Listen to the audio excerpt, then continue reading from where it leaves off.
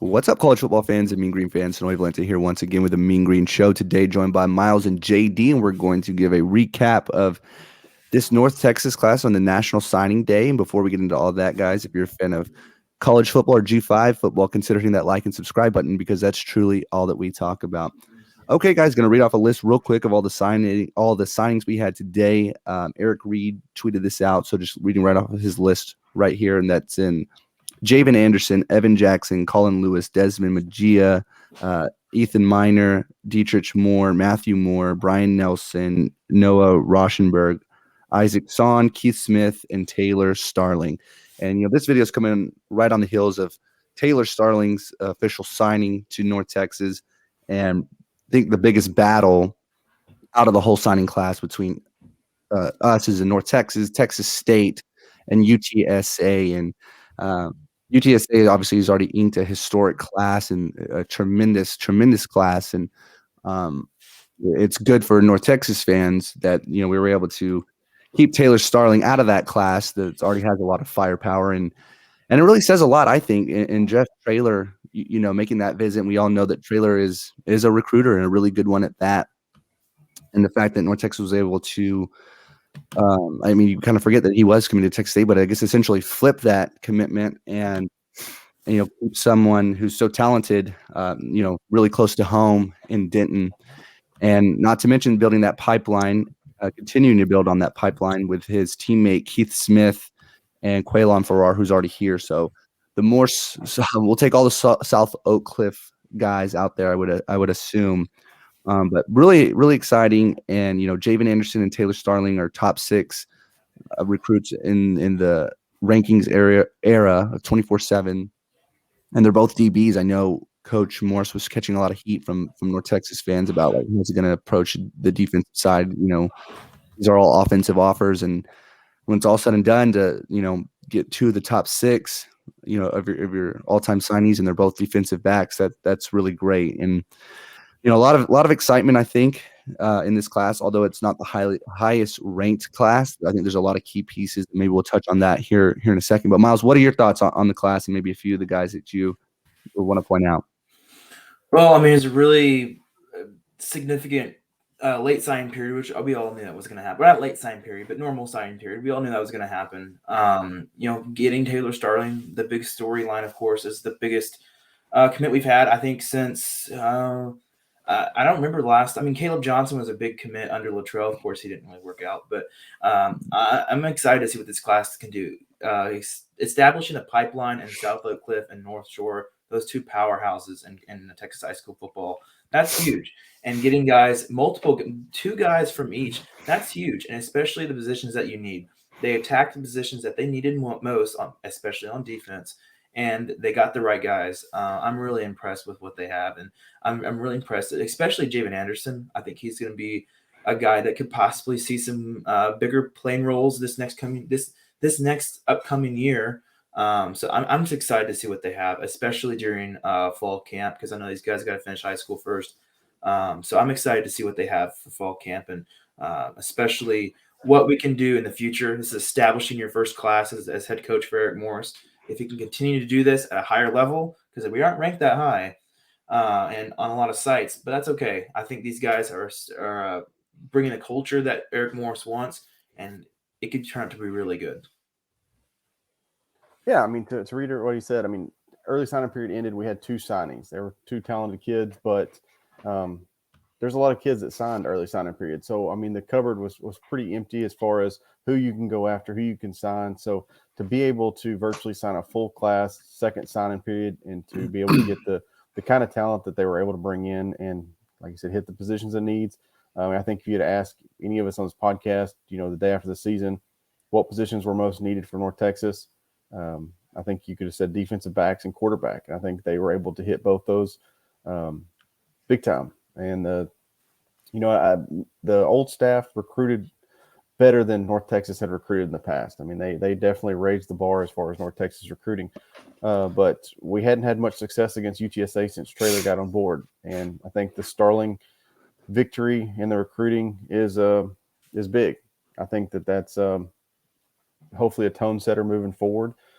Maybe a wake-up call for the guys that in San Antonio that Morris is not going to be that the staff is a recruiting staff, and they're going to be tough moving forward into the American.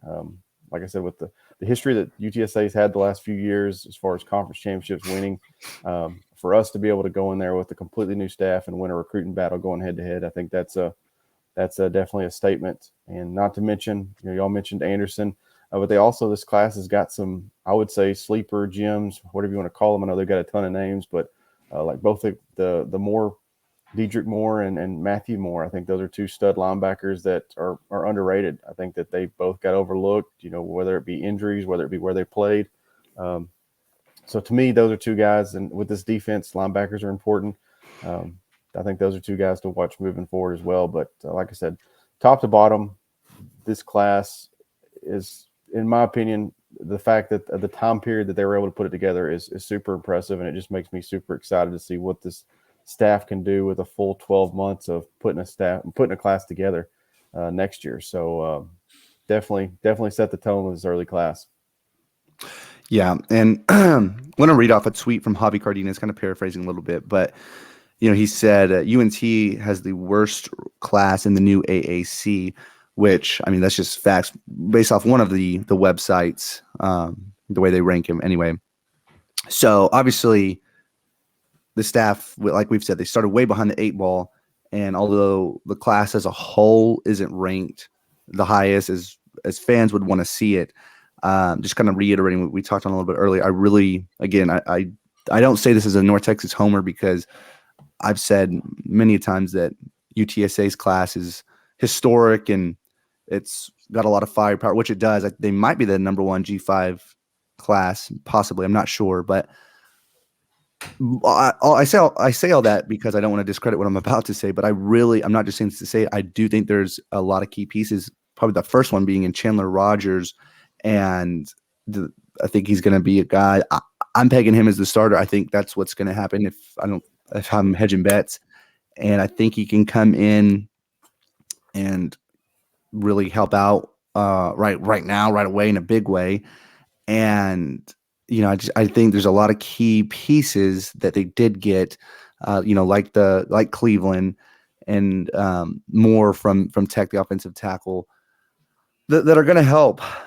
So it'll be interesting how it pans out. And hopefully, I know, JD, you said you expect them to be to around the top next year in the AAC for the recruiting rankings. And I hope that's the case. And we'll see what the staff can do with a full timeline under their belt. I mean, they did a lot in a short amount of time.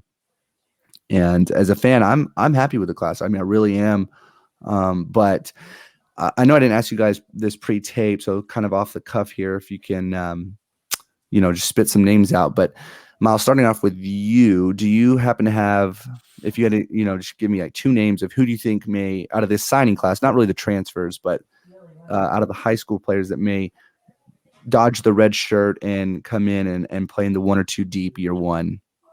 I mean, from looking at it right now, it's kind of tough just because they're going into a position that it's already a tough position to play, especially with the offenses that we're going to be playing next year in the American. I think we'll probably see a guy like, we did see Rod Brown his freshman year. He played a lot. They needed that depth at D-line. He played a lot more than I thought. I think you could possibly see a guy like Keith Smith, possibly a guy like Matthew Moore, who I thought, as well as JD, very underrated guy. I also think, I speak highly on Javen Anderson. He's not the biggest guy out of the whole group, but I mean, he's 6 foot 205. That's pretty solid for what we need in the secondary, especially I'm pretty sure his safety. So it's a position that's needed more. I think those two. I don't really think we see Landon Sides or anybody like that get a whole lot of playing time, just because some of these guys are in deeper groups. Other than that, I think those 2 freshmen, I think personally, and I haven't seen them play yet on the field, will get more playing time than the rest of them. That's why I think, at least. And you said what was the question? Which one? Yeah, just out of the high school players, if you had to pick maybe one of who may dodge the red shirt and come in and maybe crack the 1 or 2 deep and play some really meaningful football early on in their career. I got you. I don't know if it's cheating because he's technically a transfer, but Damon Youngblood is a guy that I think super underrated. talked to his former high school coach, got a kind of a scouting report, and he let me know that he thought he was a Power 5 type guy. But if, like I said, that may be cheating. So, I mean, I know he's probably one of the biggest wins in the class. I think Taylor Starling, we've got some depth issues there at the cornerback position. And he showed this season that he is, on arguably the best defense in the state of Texas. He was one of the key pieces. So I think that I could see him sliding in, and playing some cornerback right away. A guy that I would say don't sleep on that I think is kind of maybe being overlooked a little bit is Brian Nelson from Shadow Creek. The guy had over 30 offers. And if you watch his tape, I mean, he's a headhunter, old school type safety, but also at the same time, he's one of the best coverage corners in the state. So I think he is, like I said, that the secondary, we've got some huge wins, some huge key pieces, but I think that's maybe Brian's maybe a guy that's maybe getting overlooked just a little bit when it comes to the rest of the class. Yeah, and this is kind of off of not really answering my own question here, but one kind of sleeper preferred walk-on I wanted to touch on really quick is Jake Wilson out of Byron Nelson, just down the street from North Texas. That's a QB who had the offers from Houston Christian and Western Illinois, 6'2", 196, so it's not a size issue, but just some of his stats. His junior year passed for just a shade over 3,800 yards for 38 touchdowns to 19 picks. 219 rushing yards, 5 rushing touchdowns, and his senior year passes for a shade over 4,100 yards, 47 touchdowns to 4 interceptions, for a shade over 400 rushing yards for 8 rushing touchdowns. So had a really good junior season, and then takes it to the next level for his senior season. I watched his tape. I mean, I don't try to claim myself to be a quarterback guru type of guy, but he looks pretty good. And I mean, those stats are unreal. It's really hard for me to believe that, playing in a pretty good division, that he doesn't have any FBS offers, I guess, just all FCS. So the fact that we got him on a walk-on as a preferred walk-on, presumably, I think is, a marathon, maybe in the next 3 years, if he sticks around and all that, you just never know. But the stats are unreal. So I think that's a really interesting preferred walk-on addition. But all right, guys. Well, any additional thoughts you want to add before we hop off here?